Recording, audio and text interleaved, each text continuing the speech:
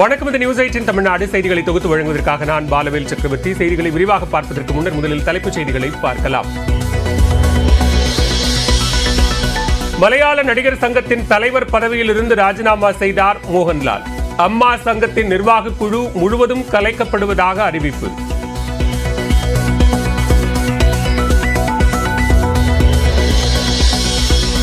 மலையாள நடிகர்கள் மீதான பாலியல் புகார்கள் குறித்து கேள்வி கேட்ட செய்தியாளர்களிடம் கோபப்பட்ட மத்திய அமைச்சர் சுரேஷ் கோபி, ஊடகங்களுக்கு நல்ல தீனி கிடைத்துவிட்டதாகவும் அதை வைத்து பணம் சம்பாதிப்பதாகவும் விமர்சனம் செய்ததால் செய்தியாளர்கள் அதிர்ச்சி. നിങ്ങൾ വെച്ച് കാശ് ഉണ്ടാക്കിക്കോളൂ, ഒരു കുഴപ്പമില്ല. എന്റെ വഴി എന്റെ അവകാശമാണ്. ജനങ്ങൾക്ക് അറിയേണ്ട ചോദ്യങ്ങളാണ് ഞങ്ങൾ ചോദിക്കുന്നത്. എന്റെ கொல்கத்தாவில் மருத்துவ மாணவி கொலைக்கு நீதி கேட்டு தொடரும் போராட்டம். மாணவர்கள் காவல்துறை இடையே மோதல்.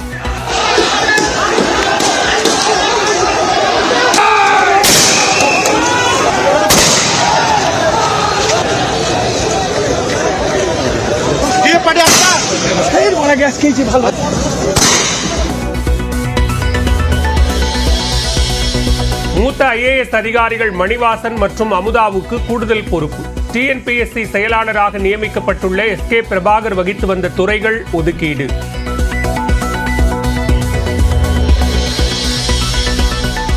இலங்கையின் பிடியில் உள்ள தமிழ்நாட்டு மீனவர்கள் 116 பேரை விடுவிக்க நடவடிக்கை எடுக்க வேண்டும். வெளியுறவுத்துறை அமைச்சர் ஜெய்சங்கருக்கு முதலமைச்சர் MK ஸ்டாலின் கடிதம்.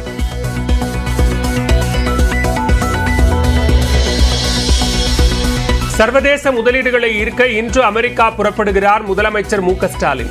கட்சி ஆட்சி பொறுப்பை தோள்களில் சுமந்தபடி பயணிக்க உள்ளதாக அறிக்கை.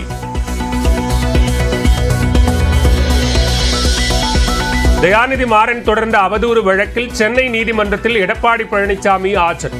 70 வயதானதை கருத்தில் கொண்டு நேரில் ஆஜராவதிலிருந்து விலக்கு அளிக்க கோரிக்கை.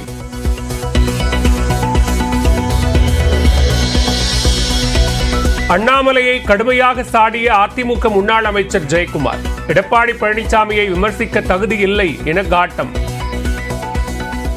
உங்களுடைய நிலைமை ஒரு விட்டில் பூச்சி. விட்டில் பூச்சி எத்தனை நாள் தெரியுமா? அதனுடைய வாழ்க்கையே 7 நாள். விட்டில் பூச்சி ஒரு முழுமையான அளவுக்கு பார்த்தீங்கன்னா ஒரு மின்மினி பூச்சி. இந்த அளவுக்கு தான் அண்ணாமலையினுடைய அந்த ஒரு அரசியல் நிலைமை இருக்கு. EPS மீதான விமர்சனத்தை வாபஸ் பெற மாட்டேன் என ஜெயக்குமாருக்கு அண்ணாமலை பதிலடி. அதிமுகவில் 70 வயதிலும் தலைக்கு டை அடித்துக் கொண்டு இளைஞர்கள் என சொல்கிறார்கள் என்றும் விமர்சனம்.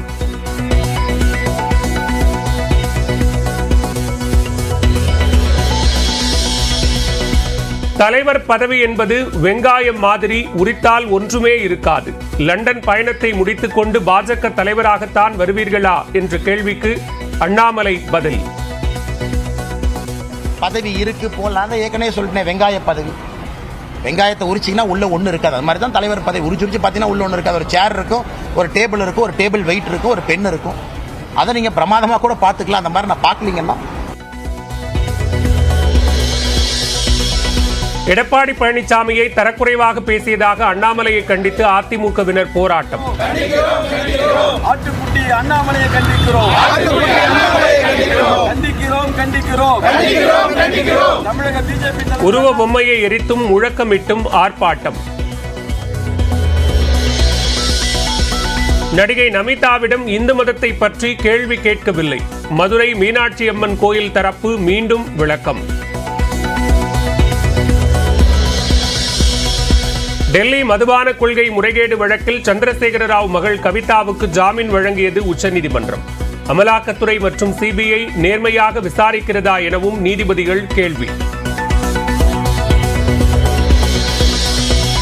புதிய கல்விக் கொள்கையை ஏற்காததால் நிறுத்தி வைக்கப்பட்ட 573 கோடி ரூபாயை பெற மத்திய அரசுக்கு அழுத்தம் தர வேண்டும்.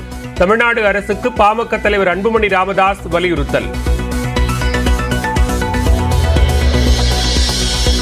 திருச்சி ஸ்ரீரங்கத்தில் வாய்க்காலுக்குள் இறங்கி கழுத்தளவு தண்ணீரில் ஆய்வு செய்த திமுக MLA பழனியாண்டி. விவசாயிகளின் கோரிக்கையை ஏற்று ஆய்வு செய்த MLA தூர்வாரும் பணிகள் குறித்து அதிகாரிகளுக்கு ஆலோசனை வழங்கினார்.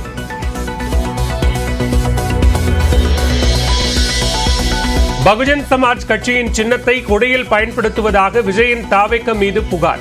கொடியில் இருந்து யானை உருவத்தை அகற்ற வேண்டும் என தலைமை தேர்தல் அதிகாரியிடம் பகுஜன் சமாஜ் சார்பில் மனு.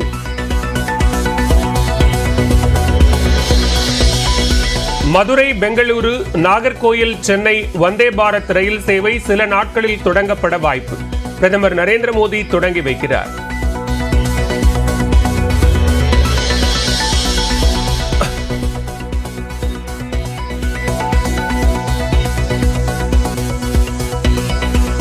உலகக்கோப்பை கிரிக்கெட்டில் பங்கேற்கும் இந்திய மகளிர் அணி அறிவிப்பு. கேப்டன் ஹர்மன்பிரீத் தலைமையிலான அணியில் தமிழ்நாட்டைச் சேர்ந்த ஹேமலதாவிற்கு வாய்ப்பு.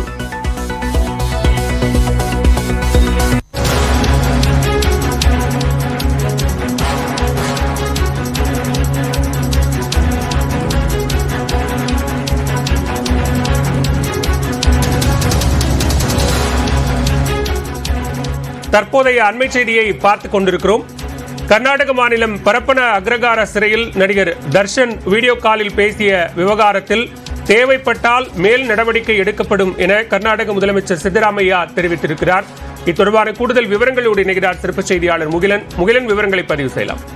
பாலா, நேற்று சிறையில் பரப்பன அக்ரகார சிறையில் அடைக்கப்பட்டிருக்கக்கூடிய தர்ஷனின் புகைப்படம், அதாவது மற்ற சிறை கைதிகளுடன் அமர்ந்து டீ குடிப்பது போன்ற ஒரு புகைப்படம் மற்றும் அவரோட ஒரு ஃபேன்கிட்டையும் அவர் வீடியோ காலில் பேசக்கூடிய அந்த காட்சி வந்து வைரல் வந்து, அதைத் தொடர்ந்து சுமார் 9 சிறைத்துறை அதிகாரிகள் இதுவரை சஸ்பெண்ட் செய்யப்பட்டுள்ளனர். அதே போல மிக முக்கியமாக நேற்றைய முதலமைச்சர் குறிப்பிட்டிருந்தார், தர்ஷன் உடனடியாக வேறொரு சிறைக்கு மாற்ற வேண்டும் என்றும் உத்தரவிட்டிருந்தார். அதைத் தொடர்ந்து இன்று அவர் பெல்லாரி சிறைக்கு அவர் மாற்றப்பட்டார். தற்போது முதலமைச்சர் சித்தராமையா ஏற்கனவே போதிய அளவில், அதாவது இது சம்பந்தப்பட்டிருக்கக்கூடிய அதிகாரிகள் சஸ்பெண்ட் செய்யப்பட்டிருக்கின்றனர். தேவைப்படும் பட்சத்தில் மேலும் சில அதிகாரிகள் சஸ்பெண்ட் செய்யப்படுவார்கள் என்றும் தெரிவித்திருக்கின்றார்.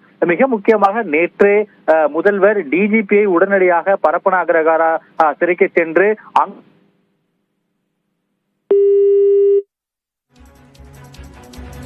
நன்றி முகிலன், விரிவான விவரங்களுக்கு.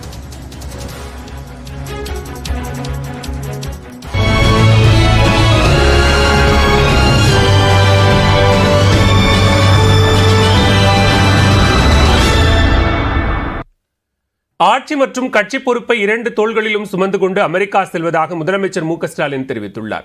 முதலீடுகளை ஈர்க்கும் நோக்கில் தமிழ்நாடு முதலமைச்சர் மு க ஸ்டாலின் இன்றிரவு அமெரிக்கா புறப்படுகிறார். இந்நிலையில் கட்சி தொண்டர்கள் மற்றும் அமைச்சர்களுக்கு முதலமைச்சர் மு க ஸ்டாலின் மடல் ஒன்றை எழுதியுள்ளார். அதில் $1 டிரில்லியன் அமெரிக்க என்ற இலக்குடன் தமிழ்நாட்டின் பொருளாதாரத்தை முன்னேற்றும் நோக்கில் முதலீடுகளை ஈர்க்க அமெரிக்கா பயணிப்பதாக குறிப்பிட்டுள்ளார். முதலமைச்சர் அயல்நாடு சென்றிருந்தாலும் தமிழ்நாட்டில் எந்த ஒரு பணியும் தடைபடாமல் நடைபெறுகிறது என்பதை மக்கள் தரும் சான்றிதழே அரசுக்கு பெருமை சேர்க்கும் என்றும் மு க ஸ்டாலின் கூறியுள்ளார். அதனை அமைச்சர்களும் கழக நிர்வாகிகளும் பெற்றுத் தருவீர்கள் என்ற நம்பிக்கையுடன் அமெரிக்கா செல்வதாக முதலமைச்சர் குறிப்பிட்டுள்ளார். செயலில் வேகம், சொற்களில் கவனம் என்பதை மனதில் நிறுத்தி விமர்சனம் செய்வோருக்கு பயனுள்ள செயல்கள் மூலம் பதிலளிப்போம் என்றும் மு க ஸ்டாலின் அறிவுறுத்தியுள்ளார். அமெரிக்காவில் இருந்தாலும் தாய்வீடான தமிழ்நாடு பற்றியே தனது மனது சிந்திக்கும் என்றும் முதலமைச்சர் கூறியுள்ளார்.